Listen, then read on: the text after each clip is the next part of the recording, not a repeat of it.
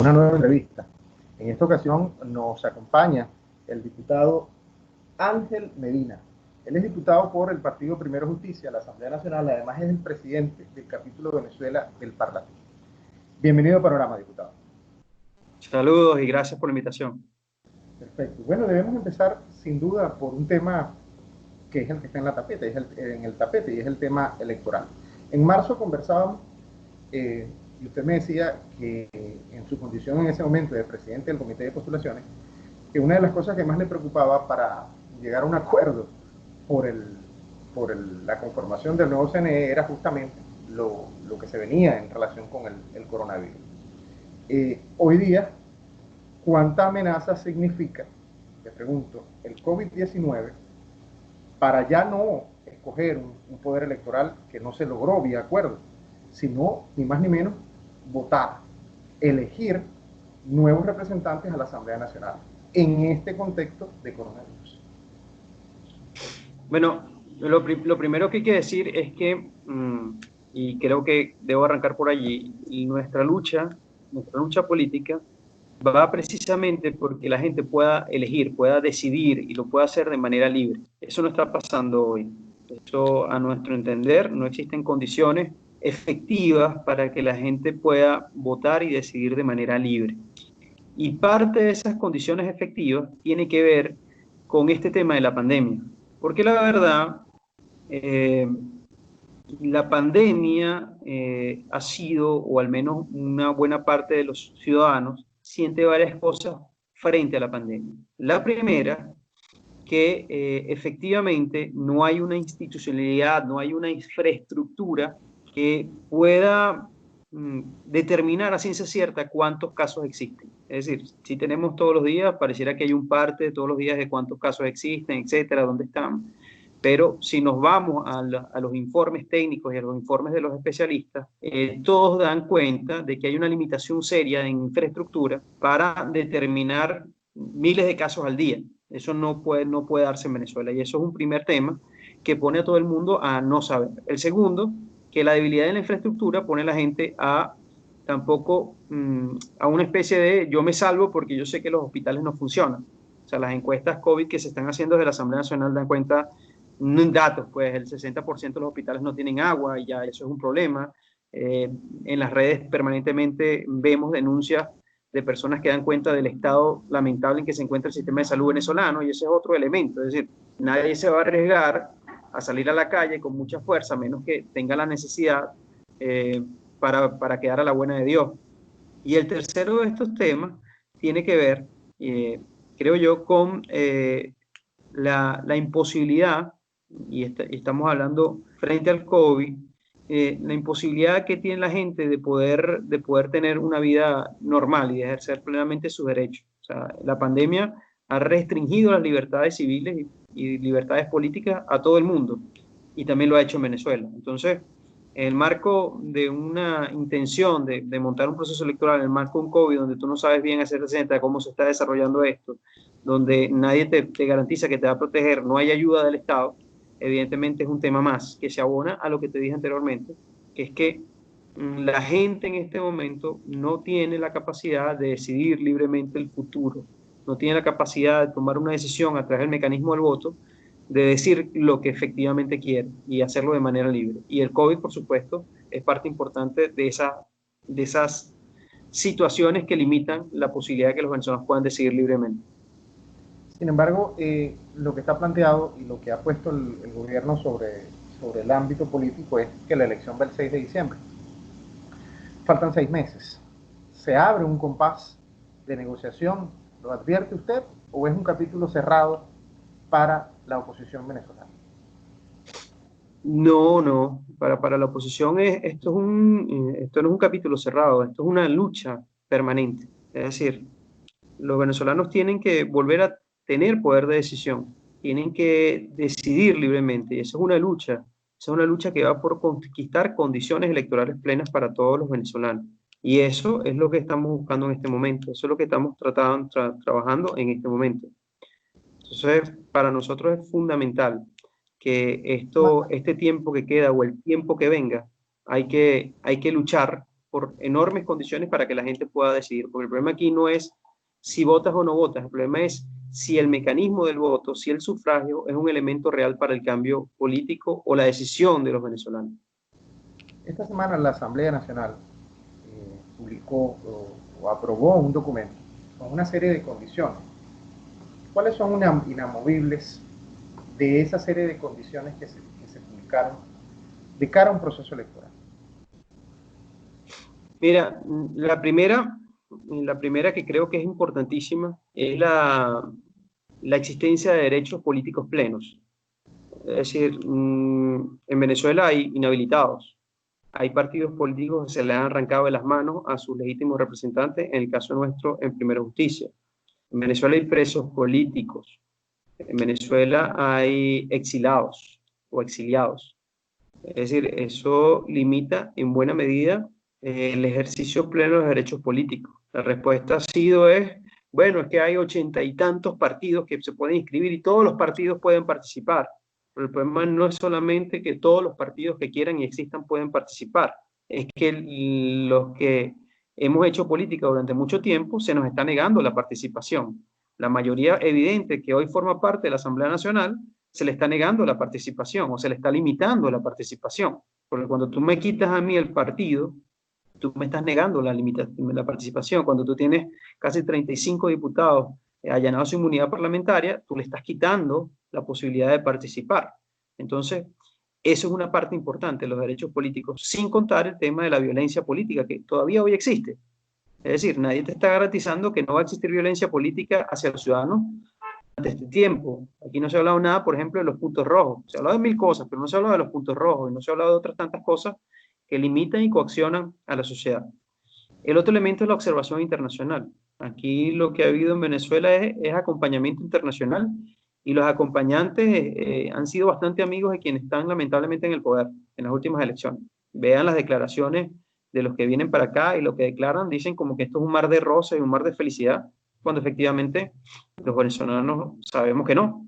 Entonces, creo que es un elemento importantísimo el tema de la observación internacional que puedan estar aquí presentes. Y simplemente como para poner como que los más inamovibles, todos son súper importantes, pero los más inamovibles, creo que es un tema de reglas claras electorales.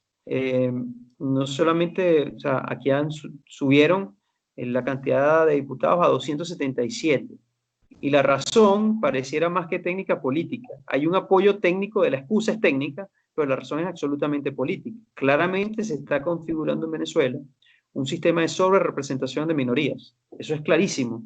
Estamos pervirtiendo nuevamente el sistema electoral.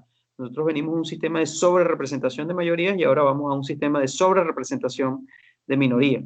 Y eso no son reglas claras. Eso no va a permitir que efectivamente los venezolanos que su voto pueda reflejar efectivamente lo que ellos esperan y lo que ellos aspiran. Entonces, eso también tiene que ver con algunos elementos técnicos que no vamos a entrar aquí, pero creo que en buena medida esos son como tres elementos o tres cosas que son súper importantes que existan para que la gente pueda tener un derecho a elegir de manera libre. Fíjese que Andrés Caleca, que es un experto en la materia electoral, fue presidente del Consejo Nacional Electoral, decía recién, y de hecho nos lo dijo a nosotros en una entrevista que le hicimos en enero, que el CNE como organismo, la burocracia al interior del CNE es un cascarón vacío. ¿Qué información manejan ustedes de las condiciones de operatividad del CNE que para muchos factores políticos han señalado es como un apéndice del PSUV? Mira, fíjate, la situación de la administración pública en términos generales es crítica. O sea, el éxodo gigantesco de empleados públicos y de funcionarios públicos es un hecho evidente. O sea, basta que tú vayas a un ministerio para que te des cuenta que allí el ministerio puede estar operando al 30%. Yo que soy presidente del Parlamento Latinoamericano, el Parlamento Latinoamericano funciona al 20%. ¿Y por qué? Porque los funcionarios ganan $3 al mes. O sea, porque o van al trabajo o comen, porque hay fallas reales en la infraestructura de cada una de las instituciones públicas. Es decir, Yo no creo que el CNE sea un extraterrestre en medio de toda esta calamidad que están viendo las instituciones públicas nacionales. Y claramente sí hemos recibido información de que hay muchos grandes funcionarios expertos del Consejo Nacional Electoral que cuando vas a revisar la nómina, pues ni siquiera están aquí. Muchos ya se fueron del país, emigraron, se fueron, otros renunciaron, otros buscaron otros empleos, otros trabajan a media máquina allí. Es decir, el personal técnico de años que está presente en el CNE está sufriendo exactamente lo mismo, está sufriendo el resto de la administración pública del país, que es deserción, que es más que bajo salario, inexistente salario, que es ningún incentivo para poder ser funcionario público y eso evidentemente está allí. Ahora, ellos han decidido avanzar esto por razones absolutamente políticas, no razones de que la gente quiera, de que quieran resolver el conflicto. Yo pregunto, esta elección, para mí, esta elección que plantean, o este proceso que plantean en diciembre, es un proceso para resolver a la política, pero no para resolver el país. ¿Qué quiero decir con esto? Esto es un proceso que pareciera que es para que, bueno, los políticos, los que querramos hacer política, si queremos, podamos tener un espacio, podamos tener un curul o podamos tener un cargo. Ahora, ese proceso va a sacarnos, va a ayudar a construir un camino para salir de la crisis. Hasta ahora eso no es el planteamiento. Pareciera que ese no es el planteamiento, sino que el planteamiento es, bueno, que muchos quieren ser diputados y bueno, vamos a darle un cargo de diputado y vamos a subir eso a 277 para que sean más los que se puedan meter y sean más los que puedan participar. Y no sé si eso al final va a resolver la crisis que está viviendo. Yo creo que más bien la está profundizando, la forma que la están haciendo. Hay un dilema incluso para la oposición, porque la Asamblea Nacional es el único poder político, el único poder público en el cual la oposición venezolana es mayoría, que está en control de la oposición venezolana. Hay una tesis de la continuidad administrativa. ¿Usted nos puede indicar un poco cuál es esa visual? Porque no pocos se han adelantado a juzgarla como de alguna manera un suicidio político, el de pretender un gobierno paralelo en el exilio, por ejemplo. Sí, mira, y esta es mi posición personal, esto no tiene nada que ver con la posición de Primera Justicia o la posición de la unidad. Yo soy de los que creo que seguir apostando a los unilateralismos va a seguir profundizando la crisis. Así como critico que el gobierno haya decidido hacerse un CNE a la medida, porque eso fue exactamente lo que hizo, se hizo un CNE a la medida de sus intereses y de sus aspiraciones. Ese acto de unilateralismo genera más crisis. Así critico que nosotros como oposición pretendamos crearnos instituciones a la medida. Critico que nosotros pretendamos crear una realidad a la medida. Y entre realidades y realidades que el país ha terminado, entre cada quien hacerse su realidad, es que el país ha terminado profundizando más la crisis. Lamentablemente aquí se está planteando un proceso para diciembre, un proceso que no tiene garantías, un proceso que no está permitiendo a la gente decidir. Ahora, yo como diputado tengo claridad de que después del 4 de enero dejo de ser diputado. Y después del 4 de enero me corresponde utilizar otros mecanismos para trabajar y para hacer política en este país. Yo al final no llegué aquí para hacer, o sea, para tener un curul. O sea, mi razón de vida en la política no es para tener un curul.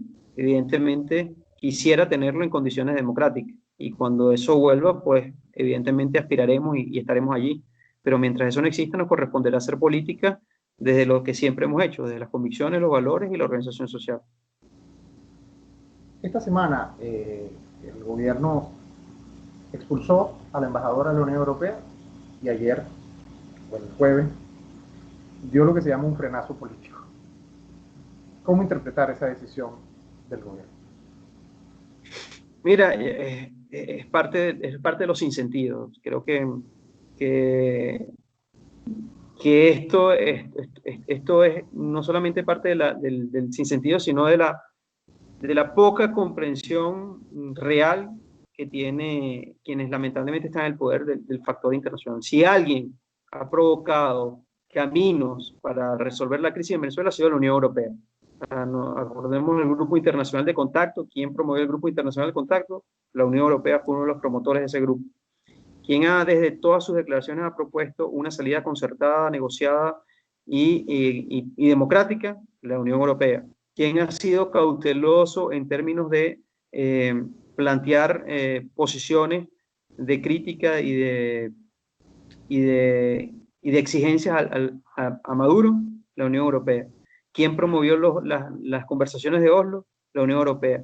¿Quién ha hecho una labor importantísima en Venezuela para el rescate de la democracia? La embajadora Isabel Brilante. Es decir, creo que cada vez que toma una reacción, una decisión reactiva, están evidenciando no solamente su desvarío, sino su pérdida real en términos de lo que es la política internacional. Es evidente que están no solamente aislados, sino que además están cercenados en su capacidad de pensar. Y la verdad es que el recule no es otra cosa que la respuesta natural a un error garrafal como el que cometieron en este momento. No solamente el recule, como lo llamamos nosotros, sino esta idea ahora que nos quieren vender, que bueno, que sucedió por un proceso de diálogo que se va a entender. No vale, lo hiciste mal, no está bien hecho.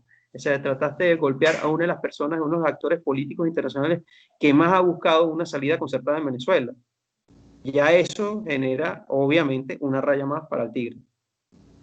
En ese plano, en el ámbito internacional, la presión o el espacio que maneja la oposición es muy amplio. Pero uno advierte, o por lo menos es mi opinión, que no está equilibrada con la presión que desde adentro, la conexión que desde adentro a la oposición tiene para generar una presión interna. Ahí hay un desafío, ¿lo advierte usted de esa manera? Sí, porque yo creo que ha habido como dos visuales. Una, que en algún momento muchos actores políticos le pusieron toda la apuesta al tema internacional, toda. Y la verdad es que esto es un conflicto venezolano. O sea, sí, es un conflicto geopolítico, es un conflicto que tiene una escalada internacional, que cuenta con actores importantes desde el punto de vista internacional que tienen relevancia y beligerancia sobre el tema venezolano, pero es un conflicto venezolano. O sea, esto no es un conflicto de otras naciones, es un conflicto nuestro, que nosotros influimos, que nosotros distorsionamos, que nosotros afectamos la región, estamos afectando el equilibrio mundial, sí, pero es un conflicto nuestro. Entonces, muchos apostaron a que esto se iba a resolver por vía internacional. Y ahora lo que toca es, si efectivamente es una reflexión, es decir, esto tiene apoyo internacional, pero se va a resolver por vía interna. Y por eso hay que recuperar la organización interna. O sea, hay otra gente, y el otro tema es que hay mucha gente que dice, no, es que aquí no se puede hacer nada. ¿Cómo que no se puede hacer nada? Claro que siempre se puede hacer algo. Claro que se puede siempre organizar algo. Claro que existe motivación y claro que existen masas y movilización y capacidad de movilizar al país. Claro que lo existe porque las condiciones están y porque la mayoría de los venezolanos no lo quieren. Ahora hay que organizarlo. Y eso es lo que toca y corresponde de aquí en adelante, organizar a lo interno y generar toda la presión interna necesaria que permita que las reivindicaciones y las exigencias sociales estén en el tapete, pero que además que esas reivindicaciones te lleven a un proceso que permita la salida de la crisis que estamos viviendo en Venezuela. Mire, ¿cuánto pasa la estrategia opositora? Estoy viendo el calendario por el 3 de noviembre de este año. Martes 3 de noviembre, fecha de la elección del presidencial en los Estados Unidos. ¿Perdón? ¿Cuánto pasa la estrategia de la oposición venezolana por el resultado del día 3 de noviembre en los Estados Unidos? Mira, evidentemente la resolución el fin de la elección de noviembre de los Estados Unidos tiene un impacto en Venezuela y tiene un impacto en el mundo, tiene un impacto global en la política internacional, porque es claro que hay como unas diferencias claras entre las dos personas que están compitiendo a la presidencia de los Estados Unidos. Ahora, Elías Pino decía, bueno, si gana Trump o gana Biden, eso va a cambiar la posición de los Estados Unidos. Quizás la posición táctica, pero no la estratégica. O sea, tanto para uno como para el otro, Venezuela es un país en conflicto, un país que genera conflicto. Y Venezuela es un país que no vive democracia. Y lo han dicho los dos. Y Venezuela es un país que tiene que salir del momento de crisis que está viviendo y que la gente está sufriendo. Así que, al final, vuelvo al tema con lo que te decía anteriormente, hay mucha gente que se ha amarrado a eso y la verdad es que la salida, o gran parte de la salida es venezolana, es la construcción de un movimiento interno que permita generar presión y yo estoy convencido que gane quien gane en los Estados Unidos va a seguir apoyando la causa para tener democracia en Venezuela y eso es lo más importante, como lo está apoyando el resto de las naciones latinoamericanas. ¿Has visto cómo han cambiado presidentes de América Latina e incluso en algunos cambios se han dado esas elecciones y se han cambiado presidentes creyendo que eso va a cambiar radicalmente la posición de ese país hacia Venezuela y no ha pasado. Te pongo un ejemplo, el caso de Argentina. El presidente argentino, a pesar de que tiene alguna conexión ideológica con los que están aquí lamentablemente en el poder, ha sido también muy crítico de lo que está pasando. Y no así, ha sido una beligerancia muy consciente y muy sensata frente a lo que está pasando en Venezuela. El propio México, que se esperaba que iba a ser un actor de absoluto respaldo a Maduro, pues no lo ha sido. Es decir, hay algo que es claro, independientemente de cómo cambia la geopolítica internacional. En Venezuela no hay democracia. Y el mundo tiene claro eso, que en Venezuela no hay democracia, en Venezuela hay que reconstruir la democracia por el bien de la región. Mire, su partido, Primero Justicia, contabiliza unas 2 o 3 ocasiones, por lo menos, en el fragor parlamentario. Ha plantado cara en relación con algunas de las aspiraciones de Juan Guaidó y de Voluntad Popular. Recuerdo el caso de los 80 millones de dólares, si mal no recuerdo, para el fondo que se aprobó, que Primero Justicia exigió de alguna manera que se explicara de qué se trataba. Un miembro de Primero Justicia, que fue miembro de la Junta Directiva Ad Hoc de PDVSA, Grisanti, Alejandro, también se desmarcó de lo que fue una política diseñada por PDVSA hacia los bonistas, y creo que hay un par de episodios más. Esa relación o ese crédito de Juan Guaidó con la fracción de Primero Justicia, ¿en qué está ahorita, diputado? No, en el mismo punto, siempre ha estado en el mismo lugar. O sea, nosotros creemos fervientemente en la unidad, pero también creemos fervientemente que en marco y en la idea de luchar y construir esa unidad tenemos que tener nuestras posiciones. Te pongo uno más. Nosotros hace un mes sacamos un comunicado público, ¿te acuerdas? Frente al tema de lo que había sido Gedeón. Y Sí. puedo sumarlo también allí. O sea, nosotros precisamente por abonar y construir unidades que tenemos posiciones y posiciones muy claras que a veces consensuamos, a veces estamos totalmente de acuerdo y a veces estamos totalmente en desacuerdo. Y lo decimos cuando estamos totalmente en desacuerdo. Ahora, eso no quiere decir que nosotros estamos destruyendo la unidad, muy por el contrario.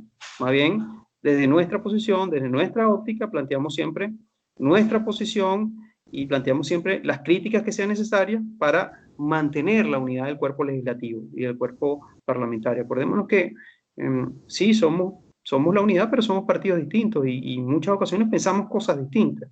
Y eso creo que es la gran riqueza. Y así que Primero Justicia nunca va a dejar de tener opinión cuando la tenga. Y si esa opinión es contraria, lo va a decir sí siempre con mucho respeto y con la intención de que eso sirva para abonar a, si es posible, corregir, que se corrija para enrumbar mayor unidad y enrumbar una estrategia que permita salir de este desastre que estamos viendo. Lo hemos hecho siempre y lo vamos a seguir haciendo. A nosotros no nos da pena, ni sentimos que eso sea un error, ni es un pecado. Más bien es parte del espacio político y de la sinceridad con la que trabajamos frente a todos los demás compañeros y todos los demás aliados de la política venezolana. Por último, desde su perspectiva y de cara al próximo semestre, porque lo empezamos a transitar, llegamos a la mitad del año, y vaya que han pasado cosas. ¿Cuál debe ser el objetivo fundamental de la oposición venezolana de aquí al final del año 2020? Que la gente decida libremente, que la gente pueda decidir de verdad libremente, y que tengamos un proceso electoral transparente, justo y verificable. Ese debe ser el objetivo. Aquí nadie, al menos nadie está dispuesto a levantar la bandera de la abstención en este momento. Muy por el contrario, nosotros queremos votar, queremos que el país vote, pero para eso tiene que haber condiciones y nuestra lucha en los próximos tiempos tiene que ser lograr esas enormes condiciones para que la gente pueda participar y pueda participar masivamente. Y eso creo que es un objetivo estratégico, casi que transversal a todo lo que nosotros estamos haciendo en este momento. Al final, el camino para la reconstrucción de Venezuela va a arrancar el momento que los millones de venezolanos dentro y fuera de este país puedan decidir de manera libre. Y así que esa va a ser nuestra exigencia, y esta va a ser nuestra movilización, y ese va a ser nuestro norte en los próximos meses en Venezuela. Muchísimas gracias, diputado, por acompañarnos. Y bueno, ojalá Saludos. Los factores de gobierno como de oposición logren encontrar ese camino que nos describe. Saludos, muchas gracias. A usted. Conversamos con el diputado Ángel Medina, diputado por Primera Justicia, presidente del Parlamento Latinoamericano, capítulo Venezuela. A ustedes, amigos de Panorama, muchísimas gracias por acompañarnos. Sigan informados a través de www.panorama.com.be, igualmente a través de nuestras diversas plataformas en las redes sociales. Que tengan un feliz día y será hasta una nueva oportunidad.